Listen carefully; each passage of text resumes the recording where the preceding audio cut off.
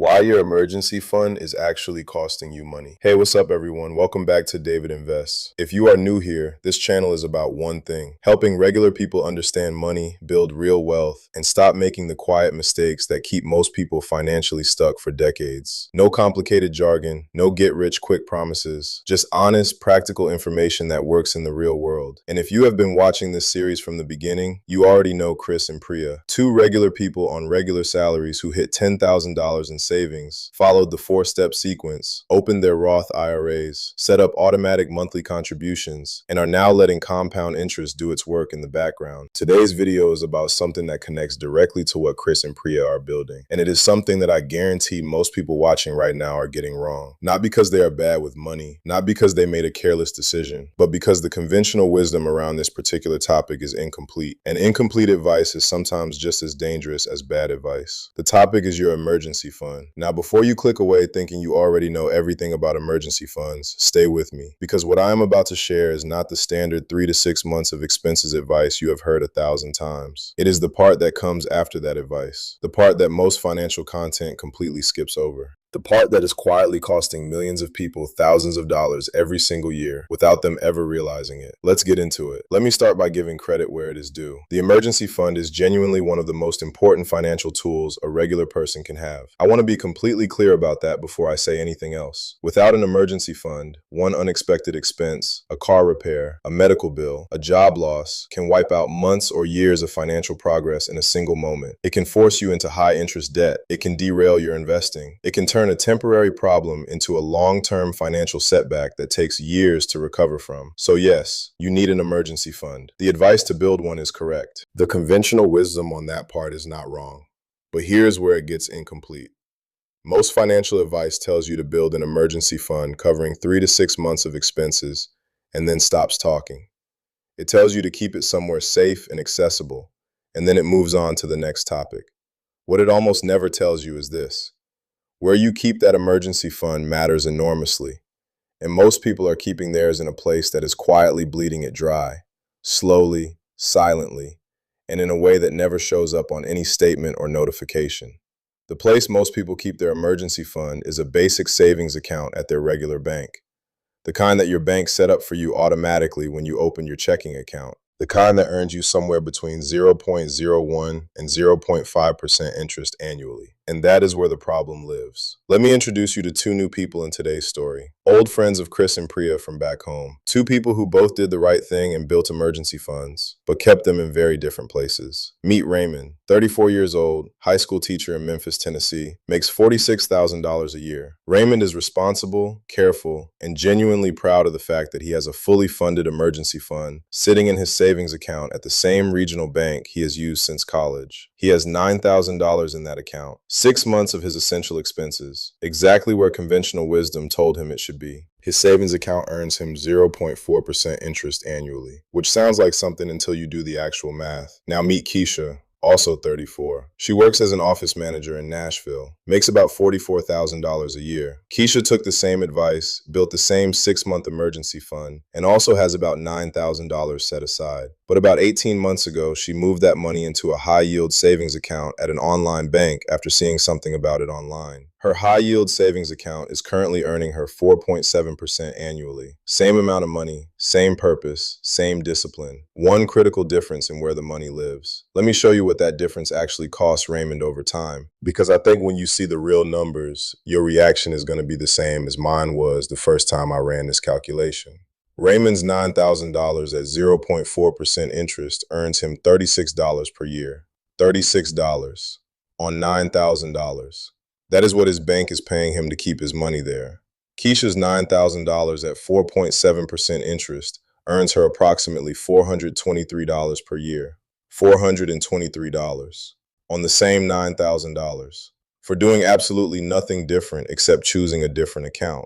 The difference between them is $387 per year, from the exact same amount of money sitting in an account doing the exact same job. Now let's look at this over 5 years, assuming the rate stays roughly similar and neither of them touches the money. Raymond's emergency fund after 5 years, approximately $9,180. He earned about $180 total over 5 years on $9,000. Keisha's emergency fund after 5 years, approximately $11,260. She earned over $2,200 on the same starting amount. The gap between them after 5 years is over $2,000 for doing nothing differently except where they opened an account. And here's the part that stings a little when you really think about it. Raymond is not making a reckless decision. He is not gambling his emergency fund. He is not being irresponsible. He is doing exactly what his bank set up for him by default. He is doing what millions of people do. He is just doing it in a place that is designed primarily to benefit the bank, not him. Because here is something your bank will never put in a headline. Your bank takes the money you deposit in your savings account and lends it out to other people at significantly higher interest rates. The spread between what they pay you and what they charge borrowers is one of the primary ways banks make money. And the lower they can keep your savings rate, the more of that spread they keep for themselves. A high-yield savings account at an online bank works differently because online banks have dramatically lower overhead than traditional brick-and-mortar banks. No physical branches, no massive real estate footprint, no armies of in-person staff. And they pass a significant portion of those savings back to you in the form of higher interest rates on your deposits. Same FDIC insurance, same deposit protection, same accessibility, meaningfully better return on your money. Now let me bring this back to Chris and Priya, because they both made this move early and it is already making a measurable difference. When Chris set up his emergency fund of $4,500 in the last video, he put it in a high-yield savings account from day one. At the current rate, he is earning roughly $210 a year on his emergency fund. Not life-changing money on its own, but it is $210 a year he was not earning before. And that $210 is going to keep compounding quietly in the background year after year, as long as that money sits there. Priya put her $5,500 emergency fund in a high-yield savings account as well. She is earning roughly $258 a year on hers. Neither of them had to do anything complicated to make this happen. They just had to know the account existed and spend 15 minutes opening one. But there is a second mistake I want to talk about today, one that is actually more dangerous than the wrong account. And it is a mistake that even financially aware people make regularly. The second way your emergency fund can cost you money is not about where you keep it. It is about how much you keep in it. There is a version of financial caution that crosses a line and becomes its own kind of problem.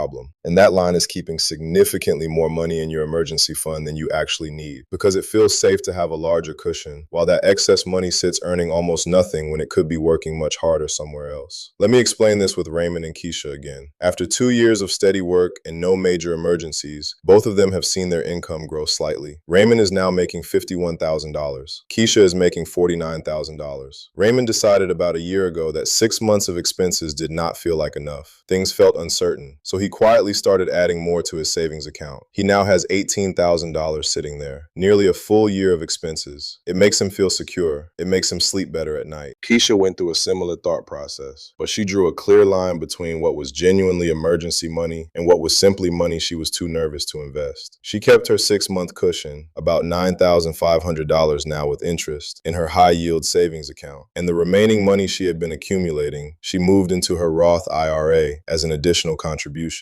Now let's run the math on the gap this creates over 10 years. Raymond has $18,000 sitting in a basic savings account, earning 0.4%. Over 10 years, that grows to roughly $18,730. He earned about $730 in interest over a decade on $18,000. Keisha has $9,500 in her high-yield savings account and put an additional $8,500 into her Roth IRA, invested in an index fund at a 10% average return. Over 10 years, that $8,500 alone grows to approximately $22,000. Raymond ends the decade with $18,730 in savings. Keisha ends the decade with $9,500 in her high-yield account, plus $22,000 in her Roth IRA, a total of $31,500 from the same amount of money, just allocated differently. The difference is over $12,000 from the exact same starting amount over the same 10 years, without Raymond making a single bad decision or taking on any extra risk. The excess emergency fund did not protect Raymond. It cost him $12,000 in opportunity cost while making him feel safe. Now, I want to be careful here because I do not want anyone to hear this and immediately drain their emergency fund into investments. That is not the message. The emergency fund is real and important and necessary, and you should never compromise it. The message is this: there is a right size for your emergency fund, and anything beyond that right size is not safety, it is trapped money. And trapped money is not neutral. Trapped money has a cost. That cost is invisible on your bank statement, but it is very real over time. So how do you find the right size for your emergency fund? Here is the framework I want you to use. Start by calculating your actual essential monthly expenses, not your total spending, your essentials, the things that keep you housed, fed, employed, and insured if everything else gets cut. For most people, this number is meaningfully lower than their total monthly spending because total spending includes a lot of discretionary things that can be cut in a genuine emergency. Multiply that number by 3 if you have stable employment, marketable skills, and a relatively short expected job search window if you were laid off. Multiply by 6 if you are self-employed, work in a volatile industry, have dependents, or have a specialized role that would take longer to replace. That is your number, not a round number that feels psychologically comfortable. Your actual number based on your actual situation. For Raymond, when he ran this calculation honestly, his real essential monthly expenses were $1,400. 3 months would be $4,200. 6 months would be $8,400. He has $18,000 in his savings account. He has more than double what he actually needs sitting in an account earning almost nothing. Keisha ran the same calculation. Her essential monthly expenses are $1,580. 6 months is $9,480. Her $9,500 high-yield savings account is almost exactly right. Fully funded, no excess, no shortfall. I also want to talk about a third mistake that I see constantly. And this one is specifically for people who have been investing for a while and think they have already figured this out. The mistake is treating your emergency fund as your only financial buffer and then rating your investments when a large unexpected expense comes up anyway. Here's what this looks like in practice. Someone builds a $9,000 emergency fund, feels covered, starts investing aggressively, market does well, account grows nicely. Then a genuinely large expense hits, something in the $12,000 to $15,000 range, a major home repair, a serious medical situation, a period of unemployment that lasted longer than expected. The emergency fund covers part of it, but not all of it. And rather than taking on high interest debt, they pull the remainder from their investment account, which sounds reasonable, except that withdrawing from a Roth IRA early can trigger taxes and penalties. And more importantly, they are pulling money out of an investment that has been compounding, and all those future earnings from that withdrawn amount are gone permanently. Not paused, gone. The solution to this is something called a sinking fund.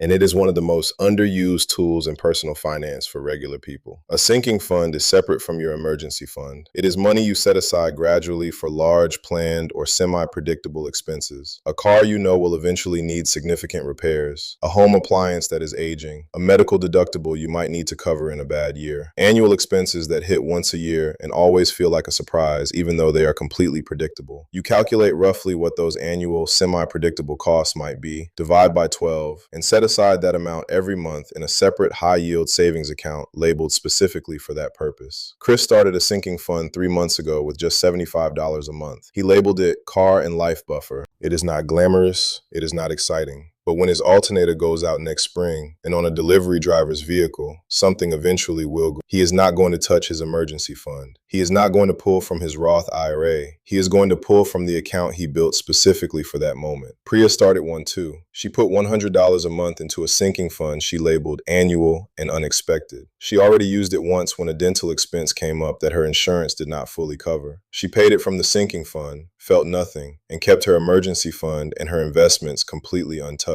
That is what a complete financial system looks like from the outside. Not complicated, not expensive, just intentional, just deliberate. Just 3 accounts doing 3 different jobs instead of 1 account trying to do everything and failing at all of it. Let me give you the action steps for today, because I always want to leave you with something concrete you can actually do, not just something interesting to think about. Action step 1, find out what your savings account is actually earning right now. Log into your bank account, find your savings account, look at the interest rate. If it is below 1%, and for most traditional bank savings accounts, it will be significantly below 1%, you are leaving real money on the table every single month. Action step 2. Open a high-yield savings account. Fidelity, Marcus by Goldman Sachs, Ally Bank, and SoFi are all solid options with competitive rates and no account minimums. It takes about 15 minutes. Move your emergency fund there. Give the account a clear name so it never gets confused with spendable money. Action step 3. Calculate your actual emergency fund target. Use your real essential monthly expenses, multiply by 3 to 6 depending on your situation. If you have more than that target sitting in savings, identify the excess and consider whether it belongs in a sinking fund, your Roth IRA, or both. Action step 4. Open a separate high-yield savings account for your sinking fund. Label it something specific. Calculate a monthly contribution amount that covers your likely semi-predictable annual expenses divided by 12. Automate it. Forget about it until you need it. 4 steps. None of them complicated. All of them genuinely impactful over time. Raymond is going to figure this out eventually. He is going to see a video or read an article or have a conversation that makes him realize what his traditional savings account has been quietly costing him. And when that happens, he is going to spend about 20 minutes opening a high-yield account and moving his money over. And he is going to feel a mix of relief and frustration. Relief that he fixed it, and frustration that nobody told him sooner. That is exactly why I make these videos. Not to make anyone feel bad about what they did not know, but to close the gap between the information that exists and the information that actually reaches regular people in a way they can understand and act on. Keisha already knows. Chris already knows. Priya already knows. And now you know too. Your emergency fund is supposed to protect you. Make sure the place you are keeping it is not quietly working against you at the same time. Your money deserves better than the default. I'll see you in the next one. And as always, if this video helped you see something differently, hit subscribe. Every single week, I break down the money moves that matter for regular people trying to build something real. No fluff, no filler, just the stuff that actually moves the needle. Hit subscribe, and I will see you next week.